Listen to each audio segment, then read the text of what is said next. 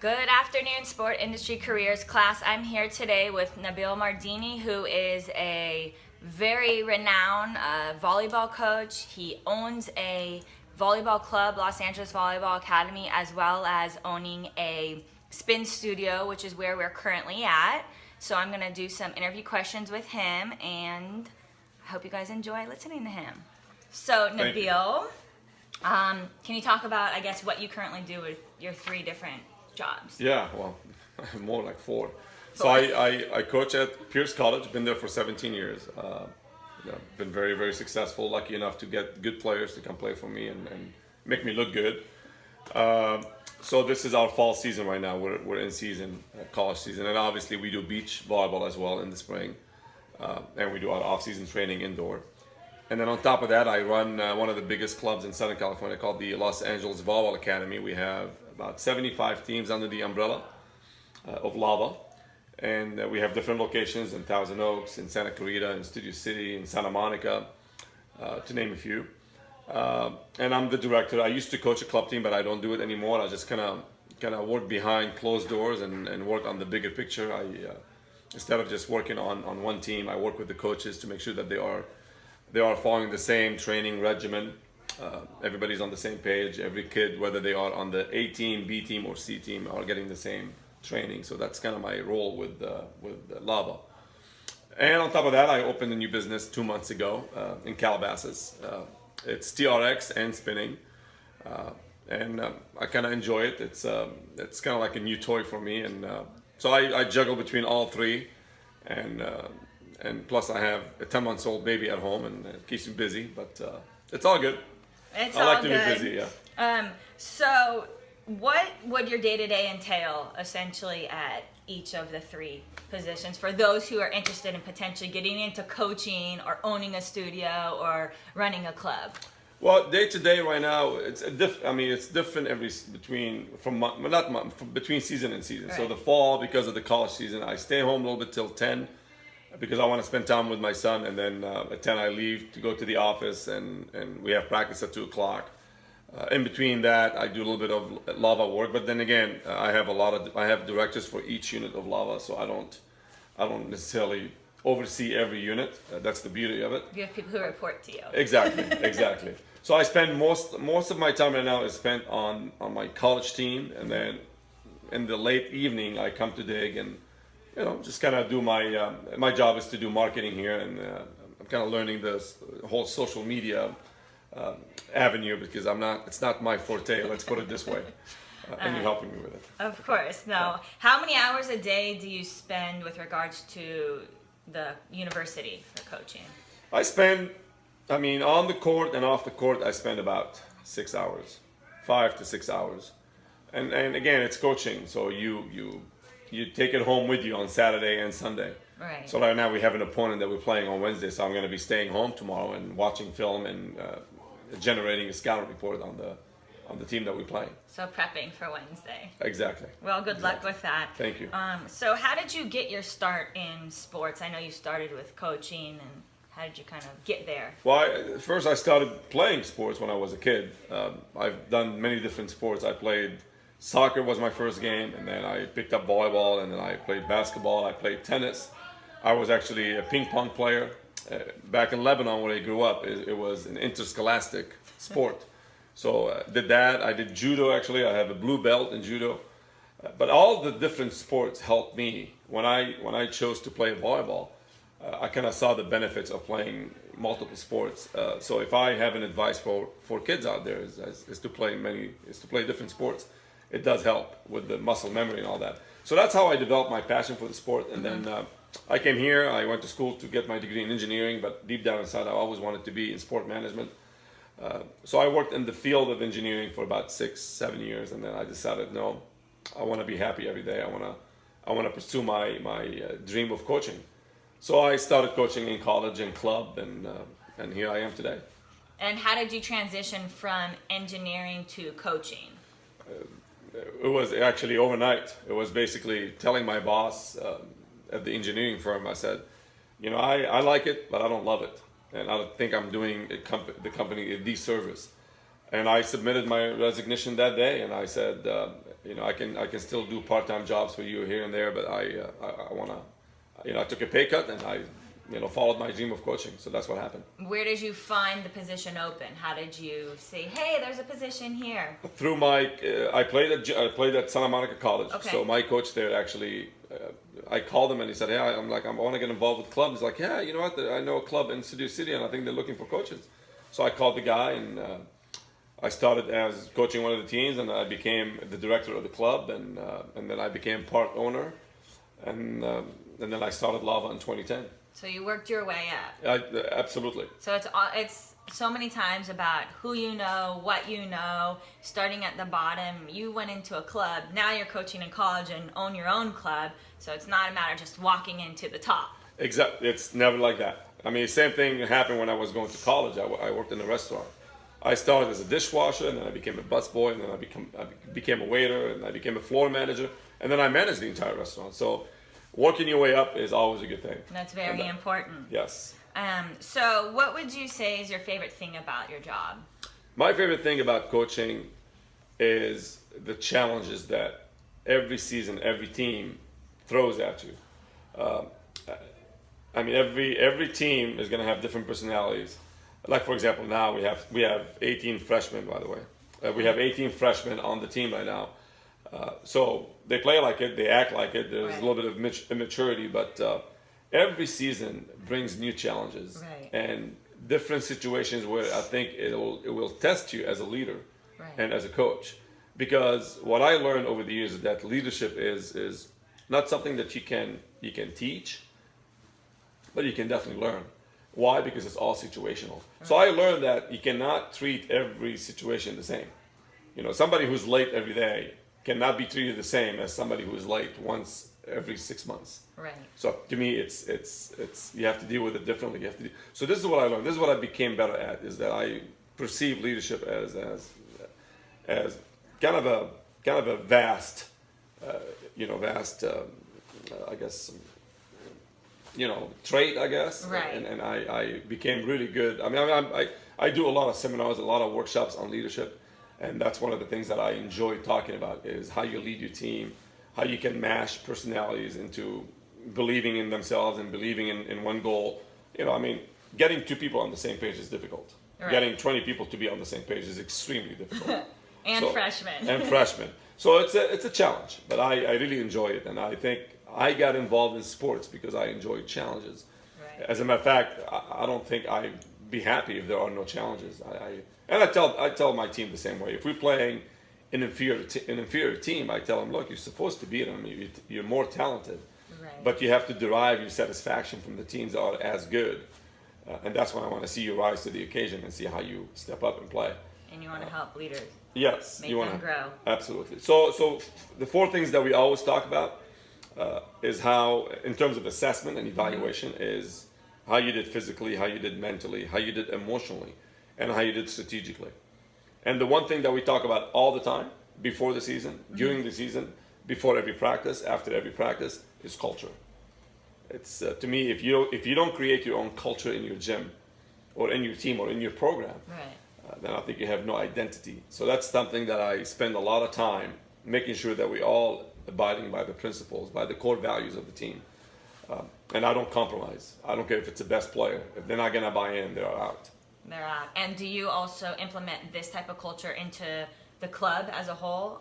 Absolutely. At the club, it's a little bit different in club because you have customers and they're paying the club so their kids can play and can be trained. And you don't see the kids every day like you do in college. So you don't build the personal relationships in club like you do in college. Okay. You do, but it's not at the same level. In college, I mean, you get to know the kids at a personal level, and you should.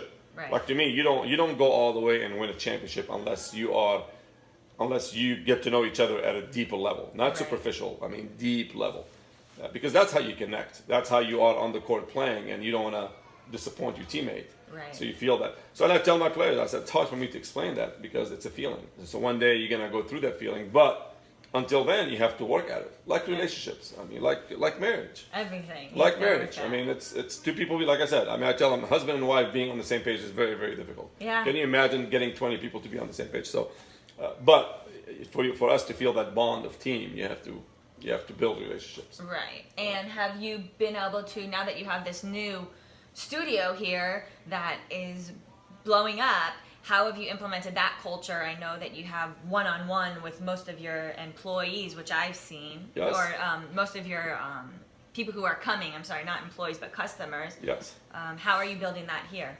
It's the same approach. To me, it's about relationships. So we work very hard to get to know everybody's name.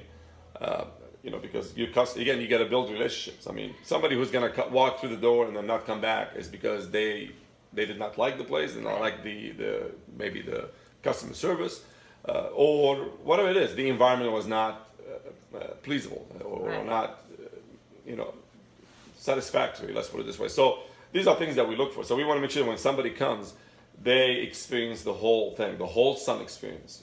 That you greet them, you get to know their names, you get to know them at a personal level, and I think that's important. I mean, it's the same thing like everything else. This is how you not only acquire new members, you get to retain them, because they feel that connection with the place. Absolutely. So it's the same thing to me. It's just, I tell my instructors, you got to build relationships with your members. It's not about paying for a class and coming and taking a spin class. I said that's not gonna survive. Right. It's not gonna last.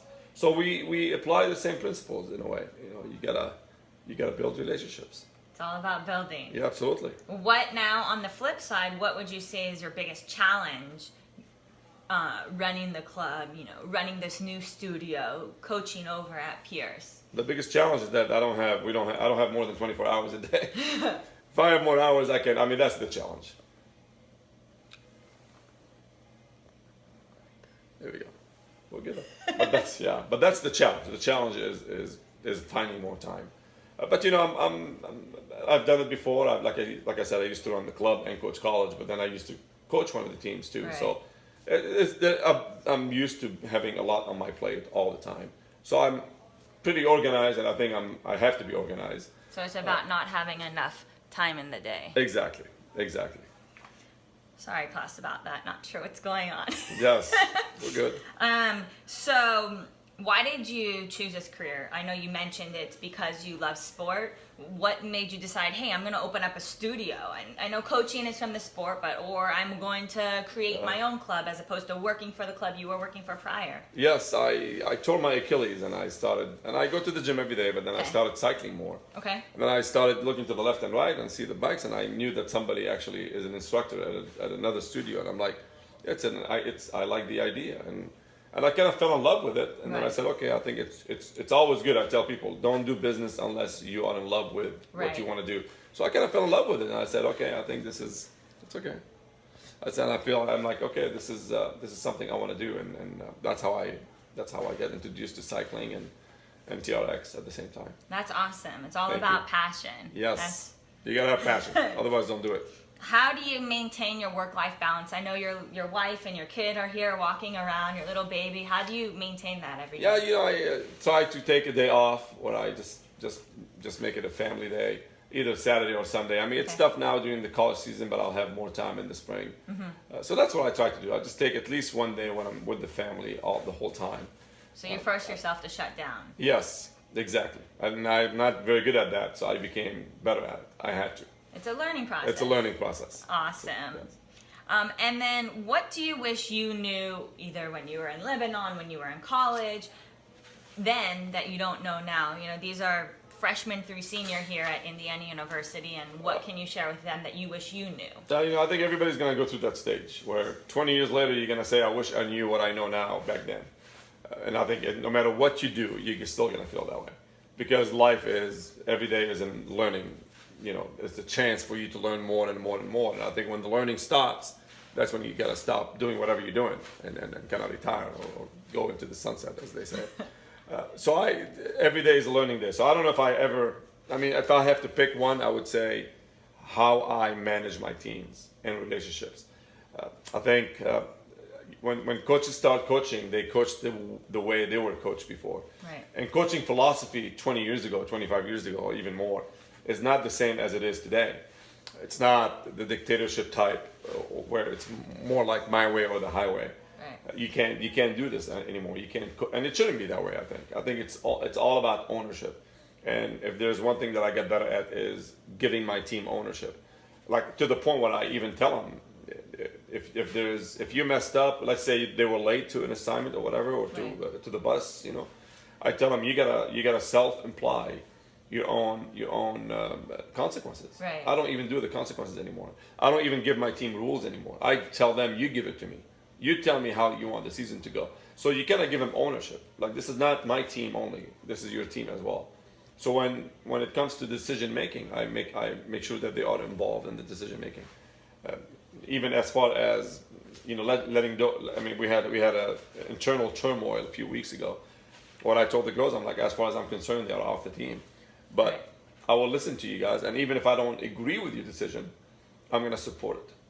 And that's something that I've became better at over the years. So giving ownership to Yeah, or 25 years ago, 25 years ago, somebody would ask me, like, Coach, why do I need to do this? Because I said so. So that because I said so, I don't say that anymore. Right. I gotta tell them why. If you don't tell somebody why, they're never gonna buy in. So the how and the what are easy. Everybody can know the how and the what. You gotta know why. So don't do anything unless you know why you're doing it. And I think if you know why, then you can sell it to anybody. So the why. The why. The why in capital. Why? Bold. Why in capital?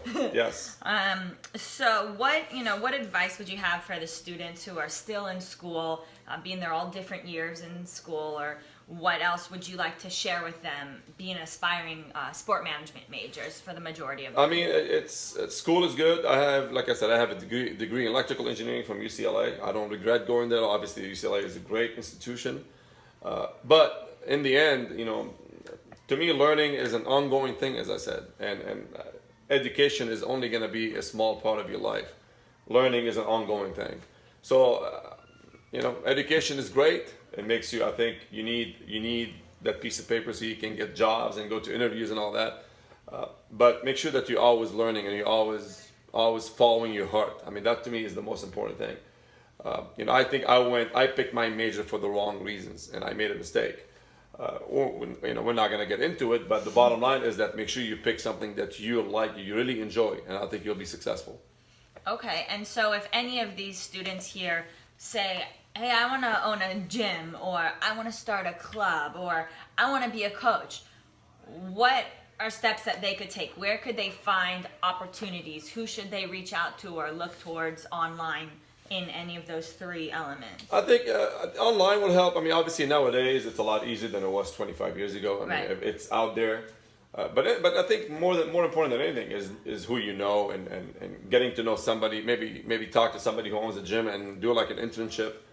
I think it's important that you know the business inside and out. I use the model of In-N-Out Burger. I think In-N-Out Burger, they don't hire a manager unless he went through the chain. As far as washing dishes, cutting potatoes, whatever it is. So they don't hire managers from outside the company. You need to work your way up to become a manager. So I like that model because you know the business inside and out, and especially with obviously the food industry. Right.